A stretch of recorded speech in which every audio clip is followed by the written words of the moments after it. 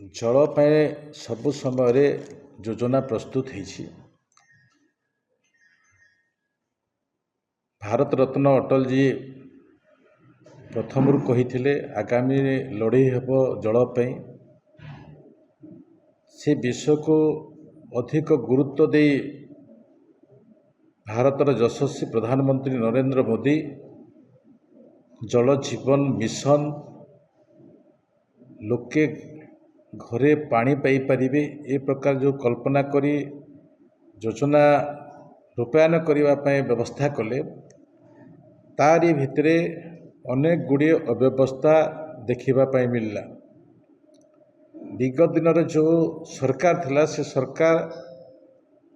समयर कथा नल अच्छी जल नहीं। आमे जेते बेले नुआ सरकार दायित्व नेला भितरे आमे जहाँ देखिलु केमिति लोक माने पानी पाई परिबे से व्यवस्था नहीं। जेते बेले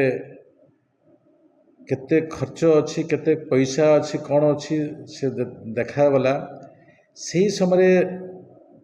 80 ରୁ 85% पेमेंट होता केवल पाइप लेइंग होता अन्य कौन सी काम भी हो नथिला।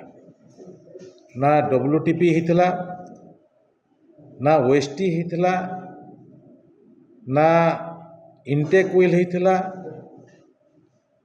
कौन सी काम हो नथिला। जो कामर प्राथमिकता प्रथम रहिबा कथा से काम भी हो नथिला। आमे समस्त विभाग बसी निर्णय कलु कौन करिबा क्यों परिस्थिति रे आमे काम करिबा ए प्रकार निर्णय भितरे गोटे वर्ष भितरे आमे जो विषय को नहीं लोकंक पाखरे आशा व्यक्त करिथिलु पारु पर्यंत से काम को संपूर्ण करिबा पय विभाग प्रयास करिछि। सरकार प्रयास करिसंती एवं बेसी समस्या न हो से दृष्टि भी आमे आज 20,000 ट्यूबवेल तैयारी कलु आहुरी 4,000 ट्यूबवेल आमे तैयारी भी करिबु ए प्रकार निर्णय सरकार नहीं काम करुछंती। किंतु जो एजेंसी माने अछंती से एजेंसी सहित जो MOU स्वाक्षर होता एग्रीमेंट होता तांकर जो काम जो शैली थिला से शैली रो से माने आज किछि बाट आगो को आम सहित अछंती लड़ाई करिबा पय पड़ुछि। आम मानकु आम विभागर से प्रकार चंचलता नथिला। आमे दायित्व नेला परे विभाग को चंचल कलु एवं सबू देखिला भितरे आमे भी दायित्व जते बेले नहींछु सरकार जते बेले दायित्व नहीं समस्तंकर गुरु दायित्व अच्छी ए भितरे आमे निर्णय नेलु जो माने एजेंसी अछंती तांकर आमे पेनाल्टी कलु 10% भितर पेनाल्टी कलु। पेनाल्टी कला भितरे वर्तमान डे पेनाल्टी चली गोटे दिन रे आमे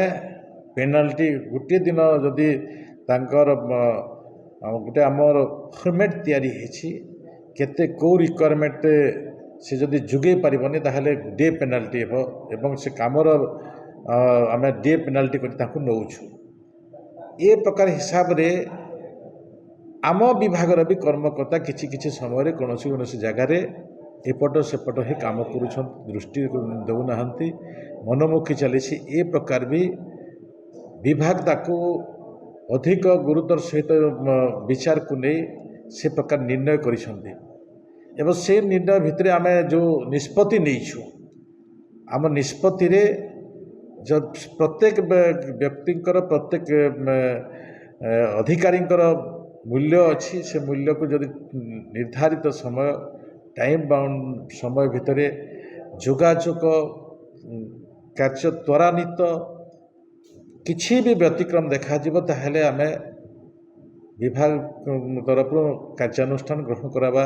ए विषय को प्रथम भी कही आज भी आम विभाग निर्णय नौ से दृष्टि କିଛି କିଛି ଯେଉଁମାନେ କାମ କରୁନାହାନ୍ତି ରିପୋର୍ଟିଂ କରୁନାହାନ୍ତି ନିର୍ଦ୍ଧାରିତ ସମୟ ସୀମାର ବ୍ୟବସ୍ଥାକୁ ବୁଝି ନାହାନ୍ତି ତାଙ୍କ ଉପରେ କାର୍ଯ୍ୟାନୁଷ୍ଠାନ ନେବା ନିର୍ଣ୍ଣୟ ହେଇଛି ଆଉ ସେ ନିର୍ଣ୍ଣୟ ଅନୁସାରେ ଆଗାମୀ ଦିନରେ ଆମେ ଲୋକଙ୍କୁ ଯେକୌଣସି ପ୍ରକାର ବି ଆମେ ପାଣି ଦେବୁ ଏ ପ୍ରକାର ବ୍ୟବସ୍ଥାରେ ଏ ନିର୍ଣ୍ଣୟ ଆମେ ନେଇଛୁ। ସବୁଠାରୁ ବଡ଼ କଥା ହେଉଛି ଆମେ କାମ କଲା ଭିତରେ ଯାହା ଅନୁଭବ କରିଛୁ ଏ ଅନୁଭବର ବିଷୟ ବିନ୍ଦୁ ଭିତରେ ଅନେକ ଗୁଡ଼ିଏ ଆମେ ଯୋଜନା ପ୍ରସ୍ତୁତ କରିଛୁ। ସେଇ ଯୋଜନା ଭିତରେ ଆମ ବିଭାଗର ଯିଏକି ନୋଡାଲ ଅଫିସର ରହିବେ ଅଧ୍ୟକ୍ଷ ରହିବେ କମିଶନର କମ୍ ସେକ୍ରେଟାରୀ ଏବଂ ଯେଉଁ ଅନ୍ୟାନ୍ୟ ବିଭାଗ ଅଛି ରାସ୍ତା କାମ RNB RD ବିଦ୍ୟୁତ ବିଭାଗ ରେଲୱେକୁ ଆମେ ସମୟ ସମୟରେ ତାଙ୍କୁ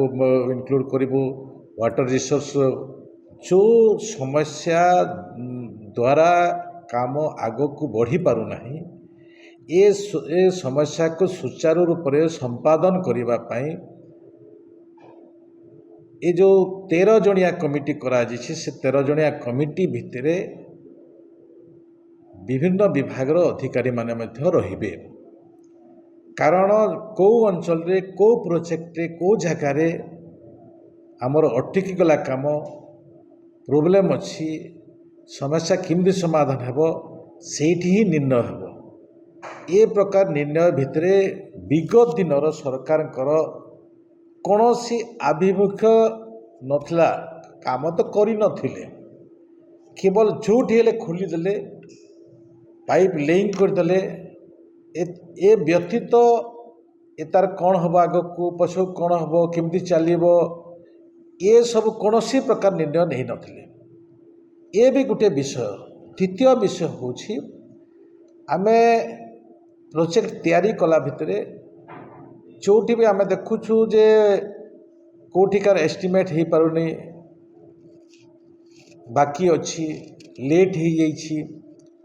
ଶୀଘ୍ର କରିବା ପାଇଁ ପଡ଼ିବ ସମସ୍ୟାକୁ ସମୟ ସମୟରେ ଫରେଷ୍ଟ ସମସ୍ୟା କେନ୍ଦ୍ର ସହିତ ଯୋଗାଯୋଗ କରିବାକୁ ପଡ଼ୁଛି ଏ ପ୍ରତ୍ୟେକ ବିଷୟକୁ ଏ କମିଟି ଦ୍ୱାରା ସମ୍ପାଦନ କରି ଆମେ କାମକୁ ଆଗକୁ ବଢ଼େଇବା ଏ ପ୍ରକାର ନିଷ୍ପତ୍ତି ଭିତରେ ଆମେ ଗୋଟେ ପର୍ଯ୍ୟାୟରେ ଆମେ ପହଞ୍ଚିଛୁ। ଆଗାମୀ ଦିନରେ ଆହୁରି କଠୋରରୁ କଠୋର ହେବ। ଏବେ ଅଳ୍ପ ଦିନ ଭିତରେ ଆମର କମିଟି ବସିଥିଲେ ଆମେ ସବୁ ଡିପାର୍ଟମେଣ୍ଟ ବସିଥିଲୁ ରାଜ୍ୟପାଳ ବି ଆମ ସାଙ୍ଗରେ ଯୋଗାଯୋଗ ଆମେ ତାଙ୍କୁ ଏ ବିଷୟ ନେଇ ଅବଗତ କରିଛୁ ଆଗାମୀ ଦିନର ବ୍ୟବସ୍ଥା କ'ଣ ଅଛି ସେ ବିଷୟରେ ଅବଗତ କରିଛୁ। ସେ ଦୀର୍ଘ 3 ଘଣ୍ଟା ସମୟ ଆମ ସାଙ୍ଗରେ ବସିଛନ୍ତି ପଞ୍ଚାୟତରାଜ ବିଭାଗକୁ ବି ଟିକିନିକି ନିରୀକ୍ଷଣ କରିଛନ୍ତି ଏବଂ ପରବର୍ତ୍ତୀ ମୁହୂର୍ତ୍ତରେ ଏଜେନ୍ସି ଡିପାର୍ଟମେଣ୍ଟ ଏବଂ ଅଧିକାରୀ ପ୍ରଶାସନିକ ଅଧିକାରୀ ସମସ୍ତଙ୍କର ଉପସ୍ଥିତିରେ ଆମେ ନିର୍ଣ୍ଣୟ ନେଇଛୁ ଯେ ଆଗାମୀ ଦିନର ଯେଉଁ ଟାର୍ଗେଟ୍ ଅଛି ଯେଉଁ ସମୟ ଅବଧି ଆମେ ରଖିଛୁ ସେ ସମୟ ଅବଧି ଭିତରେ ଲୋକଙ୍କୁ ପାଣି ଯୋଗାଇବୁ ଏ ପ୍ରକାର ନିଷ୍ପତ୍ତି ନିଆଯାଇଛି।